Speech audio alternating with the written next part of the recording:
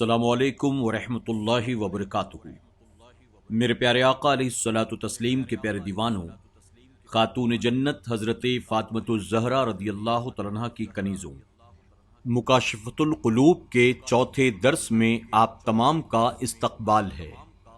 الصلاۃ والسلام علیک یا رسول اللہ، الصلاۃ والسلام علیک یا حبیب اللہ، الصلاۃ والسلام علیک یا نبی اللہ، وعلی آلک واصحابک یا نور اللہ، صلی اللہ تعالی علیہ وسلم۔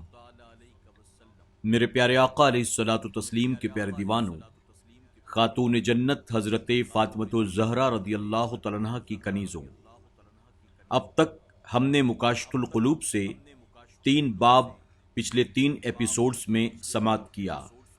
آج چوتھے ایپیسوڈ میں ہم چوتھے باب کو شروع کر رہے ہیں۔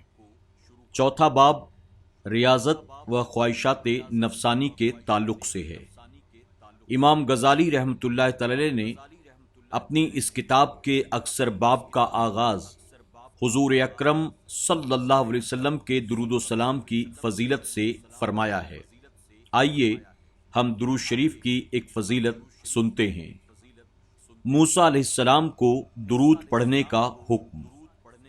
اللہ تعالیٰ نے حضرت موسیٰ علیہ السلام پر وحی نازل فرمائی کہ اے موسیٰ، اگر تم چاہتے ہو کہ میں تمہاری زبان پر تمہارے کلام سے، تمہارے دل میں خیالات سے، تمہارے بدن میں تمہاری روح سے، تمہاری آنکھوں میں نور بصارت سے اور تمہارے کانوں میں سننے کی طاقت سے زیادہ قریب رہوں تو پھر محمد صلی اللہ علیہ وسلم پر درود شریف بھیجو۔ الصلاۃ والسلام علیک یا رسول اللہ، وعلی آلک واصحابک یا نور اللہ، صلی اللہ تعالی علیہ وسلم۔ فرمان الہی ہے، ہر نفس یہ دیکھے کہ اس نے قیامت کے لیے کیا عمل کیے ہیں۔ اے انسان، اچھی طرح سمجھ لے کہ تجھے برائی کی طرف لے جانے والا تیرا نفس تیرے شیطان سے بھی بڑا دشمن ہے، اور شیطان کو تجھ پر تیری خواہشات کی بدولت غلبہ حاصل ہوتا ہے۔ لہذا تجھے تیرا نفس جھوٹی امیدوں اور دھوکے میں ڈالے ہے۔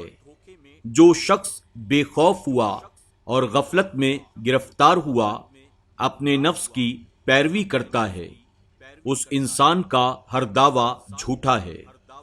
اگر تو نفس کی رضا میں اس کی خواہشوں کی پیروی کرے گا تو ہلاک ہو جائے گا، اور اگر اس کے محاسبہ سے غافل ہوگا تو گناہوں کے سمندر میں ڈوب جائے گا۔ اگر تو اس کی مخالفت سے عاجز آ کر اس کی خواہشوں کی پیروی کرے گا تو یہ تجھے جہنم کی طرف کھینچ لے جائے گا۔ نفس کا لوٹنا بھلائی کی طرف نہیں ہے، بلکہ یہ مصیبتوں کی جڑ، شرمندگی کی کان، ابلیس کا خزانہ اور برائی کا ٹھکانہ ہے۔ اس کی فتنہ انگیزیوں کو سوائے عالم خیر و شر کے یعنی اللہ تعالیٰ کے علاوہ کوئی نہیں جانتا ہے۔ فرمان الہی ہے، اور اللہ سے ڈرو، بے شک اللہ تمہارے تمام اعمال سے باخبر ہے۔ تفسیر ابی اللیث رحمۃ اللہ تعالی علیہ میں ہے، جب کوئی بندہ آخرت کی چاہت کی وجہ سے اپنی گزری ہوئی زندگی پر غور و فکر کرتا ہے تو یہ فکر کرنا اس کے دل کے لیے غسل کا کام دیتا ہے، جیسا کہ فرمان نبوی صلی اللہ علیہ وسلم ہے، ایک گھڑی کا تفکر سال بھر کی عبادت سے بہتر ہے۔ لہٰذا ہر عقل مند کے لیے ضروری ہے کہ اپنے پچھلے گناہوں کی مغفرت طلب کرے۔ جن چیزوں کا اقرار کرتا ہے ان میں تفکر کرے اور قیامت کے دن کے لیے توشہ بنائے، امیدوں کو کم کرے، توبہ میں جلدی کرے، اللہ کا ذکر کرتا رہے، حرام چیزوں سے بچے اور نفس کو صبر پر آمادہ کرے، نفس کی خواہشوں کی پیروی نہ کرے، کیونکہ نفس ایک بت کی طرح ہے، جو نفس کی پیروی کرتا ہے وہ گویا بت کی عبادت کرتا ہے۔ حضرت مالک بن دینار رحمۃ اللہ تعالی علیہ نے انجیر کھانا چاہا۔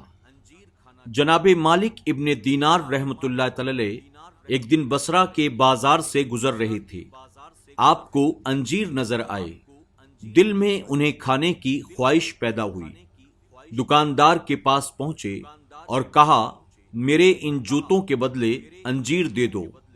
دکاندار نے جوتوں کو پرانا دیکھ کر کہا ان کے بدلے میں کچھ نہیں مل سکتا ہے۔ آپ یہ جواب سن کر چپ چاپ وہاں سے چل پڑے۔ کسی نے دکاندار سے کہا جانتے ہو یہ بزرگ کون ہیں؟ وہ بولا نہیں۔ اس نے کہا یہ مشہور مدنی بزرگ حضرت مالک بن دینار رحمۃ اللہ تعالی علیہ ہیں۔ دکاندار نے جب یہ سنا تو اپنے غلام کو ایک ٹوکری انجیروں سے بھری ہوئی دے کر اس نے کہا اگر جناب مالک بن دینار رضی اللہ عنہ نے تم سے یہ ٹوکری قبول کر لی تو اس خدمت کے بدلے میں تمہیں آزاد کر دوں گا۔ غلام بھاگا بھاگا آپ کی خدمت میں آیا اور عرض کی حضور یہ قبول فرمائیے۔ آپ نے کہا میں نہیں لیتا۔ غلام بولا اگر آپ اسے قبول کر لیں گے تو میں آزاد ہو جاؤں گا۔ آپ نے جواب دیا اس میں تیرے لیے آزادی ہے مگر میرے لیے ہلاکت ہے۔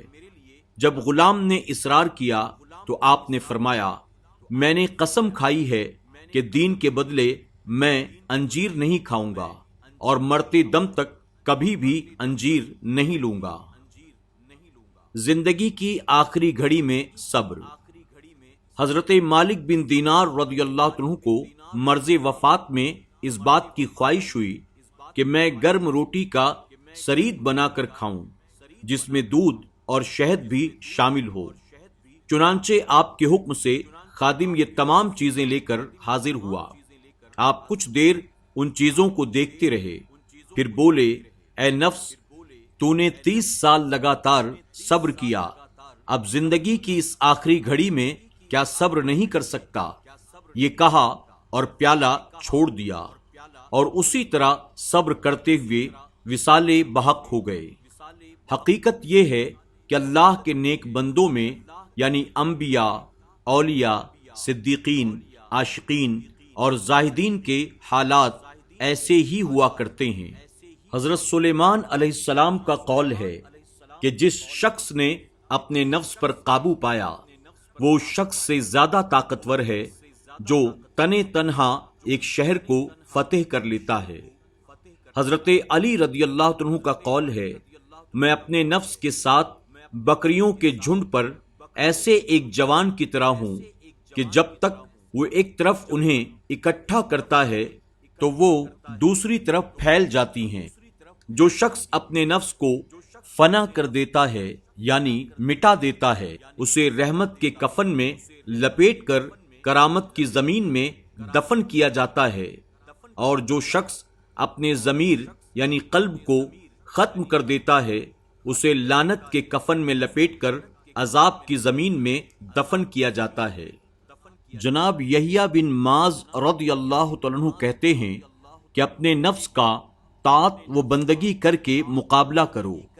ریاضت شب بیداری یعنی راتوں کو جاگنا، قلیل گفتگو یعنی کم بولنا، لوگوں کی تکلیفوں کو برداشت کرنا، اور کم کھانے اور کم سونے سے خیالات پاکیزہ ہوتے ہیں۔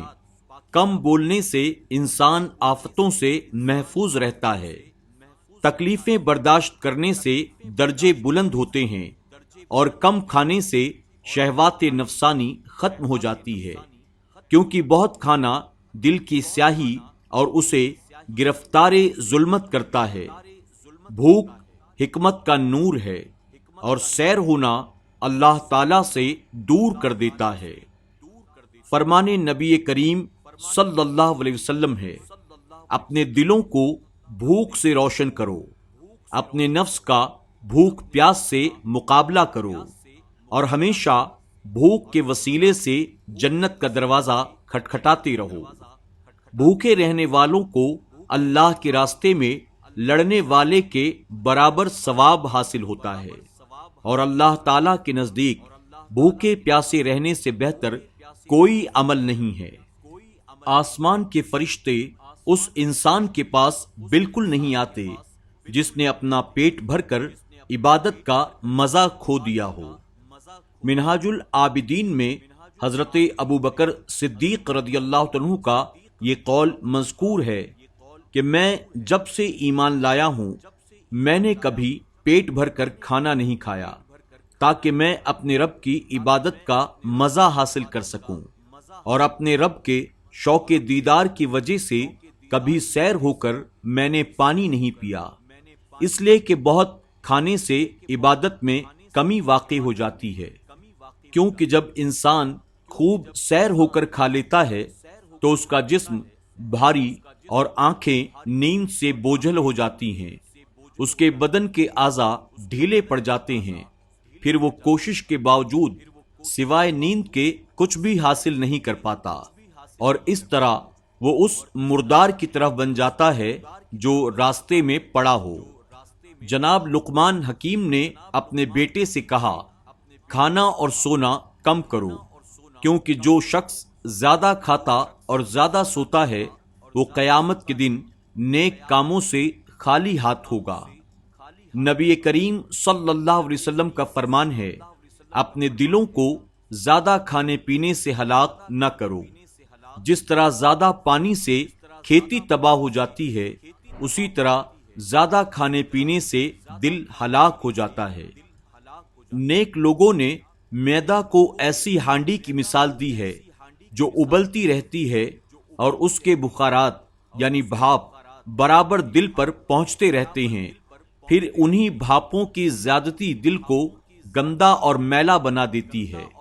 زیادہ کھانے سے علم اور فکر میں کمی واقع ہو جاتی ہے، اور شکم پوری یعنی پیٹ بھرنا عقل مندی و ذہانت کو برباد کر دیتی ہے۔ حکایت: حضرت یحییٰ بن زکریا علیہ السلام نے شیطان کو دیکھا، وہ بہت سے دام یعنی جال اٹھائے ہوئے تھا۔ آپ نے پوچھا، یہ کیا ہے؟ شیطان نے کہا، یہ خواہشات ہے جس سے میں ابن آدم کو قید کرتا ہوں۔ آپ نے فرمایا، میرے لیے بھی کیا کوئی پھندا ہے؟ شیطان بولا، نہیں، مگر ایک رات آپ نے پیٹ بھر کر کھانا کھا لیا تھا، جس کی وجہ سے آپ کو نماز میں سستی پیدا ہو گئی تھی۔ تب یحییٰ علیہ السلام فرماتے ہیں، آئندہ میں کبھی بھی پیٹ بھر کر کھانا نہیں کھاؤں گا۔ شیطان بولا، اگر یہ بات ہے تو میں بھی آئندہ کسی کو نصیحت نہیں کروں گا۔ یہ اس مقدس ہستی کا حال ہے جس نے ساری عمر میں صرف ایک رات پیٹ بھر کر کھانا کھایا۔ اس شخص کا کیا حال ہوگا جو عمر بھر کبھی بھی بھوکا ہی نہیں رہتا اور پیٹ بھر کر کھانا کھاتا ہے، اور اس پر وہ چاہتا ہے کہ وہ عبادت گزار بن جائے۔ حکایت: حضرت یحییٰ علیہ السلام نے ایک رات جو کی روٹی پیٹ بھر کر کھا لی اور عبادت الہی میں حاضر نہ ہوئے۔ اللہ تعالیٰ نے وحی کی، اے یحییٰ، کیا تو نے اس دنیا کو آخرت سے بہتر سمجھا ہے، یا میرے جوار رحمت سے بہتر تو نے کوئی اور جوار پالی ہے؟ مجھے عزت و جلال کی قسم، اگر تو جنت الفردوس کا نظارہ کر لے اور جہنم کو دیکھ لے تو آنسوؤں کے بدلے خون روئے اور اس اچھے لباس کی جگہ لوہے کا لباس پہنے۔ میرے پیارے آقا علیہ الصلوۃ والتسلیم کے پیارے دیوانوں، خاتون جنت حضرت فاطمۃ الزہرا رضی اللہ تعالیٰ عنہا کی کنیزوں، آج کے درس میں بس اتنا ہی۔ آج ہم نے ریاضت اور خواہشات نفسانی کے تعلق سے بہت ہی عمدہ باتیں سماعت کی۔ اللہ اپنے محبوب پاک کے صدقے ہمیں آپ کو سب کو ان باتوں کو سمجھنے، دل کے نہا خانوں میں جگہ دینے اور اس پر عمل کرنے کی توفیق عطا فرمائے۔ انشاءاللہ 5ویں ایپیسوڈ اور 5ویں باب کے ساتھ کل پھر آپ کی خدمت میں حاضر ہوں گے۔ اپنا خیال رکھیں اور اپنی دعاؤں میں ہمیں ضرور یاد رکھیں۔ السلام علیکم ورحمۃ اللہ وبرکاتہ۔